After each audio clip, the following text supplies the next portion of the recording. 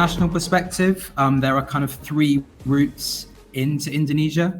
Jakarta is probably the main one. You've got good 35 international routes, a lot coming from the Middle East if you're bouncing through Europe. If you're coming over from America, you can kind of hop through the likes of Japan and South Korea or China as well. Bali is the sort of other main international route in, really accessible from Australia, also good through the Middle East, and again, kind of through Japan, South Korea as well, if you're coming all the way over from the US too. One place that not many people know of, but is a good little trick to know, is there is Manado in the sort of northern part of Sulawesi, in the northern part of Indonesia. It's got direct routes from Singapore a few times a week. That allows you access into the Sulawesi area, but you can then hop quite easily on to the likes of Raja Ampat, which are obviously a particular favorite for scuba divers. Once you're in Indonesia, from a domestic perspective, it gets a lot more complex. There are a lot of little regional airports or small hubs as well. The good thing about Jakarta is that it gives you access pretty much everywhere within Indonesia, where if you're coming into Bali, the domestic flights are generally only taking you through to the southern parts of Indonesia, or maybe into Sulawesi.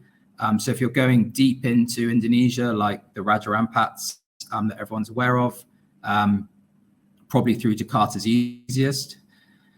One thing to note is that the domestic flights can be quite challenging and be a little bit unreliable and have some last minute scheduling changes. So when we're planning your trips within Indonesia, we try and aim to make sure there's a little bit of buffer, especially ahead of like Liveaboard departure days, that you arrive before, just in case anything goes awry. We're here to help.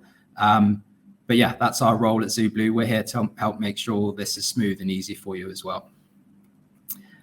Once you're in destination, especially places like Bali or Jakarta, we highly recommend downloading one of the super apps like Grab or Gojek, very much like an Uber. Very easy to use here to kind of order taxis or little mopeds or even order food on. You can pay in cash, so you don't need to sign up with any sort of Indonesian bank accounts or anything like that.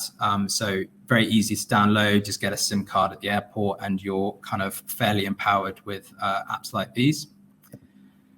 In terms of the visas and COVID situation at the moment, when you arrive in Indonesia, you get a visa on arrival that costs 500,000 IDR, which is roughly sort of 35 US dollars. You can either pay that on arrival, or you can apply and pay for it online in advance, which certainly makes life easier. You can skip a few of the queues when you do arrive at your international airport. From a COVID perspective, the Indonesia immigration still does require people to be vaccinated and have evidence of that. They aren't really doing any kind of COVID tests or needing proof of COVID test, but the vaccination is key at the moment. Hopefully that maybe might change over the coming period as things continue to settle around the world.